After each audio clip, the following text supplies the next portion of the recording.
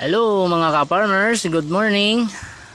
So naata karon din ni update ta. Nata sa area ni Tatay ato kunanan. Mo ni ang amuang ikaduha nga paghatag namo og supplement ning binhi nga red rice. So mo ni ang amuang test trial na area. So, makita ninyo mga ka-farmers na hawa na siya dito na.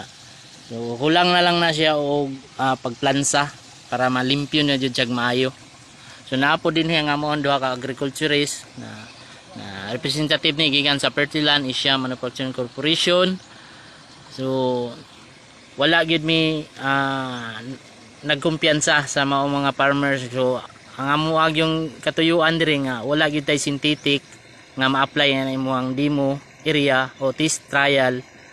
Kaya amo ipakita sa inyo mga ka-farmers kung unsa gyud ka epektibo ang rapa, humus, liquid fertilizer or organic. So inana lang kasimple mga ka-farmers ang pag-spray sa binhi. So taas-taas siya gamay aron so nakita ninyo. So naapod ang among si Sir Sol. So naghatag og insaktong instruction sa maong nag-spray. Ang nag-spray mga ka-farmers si Heidi.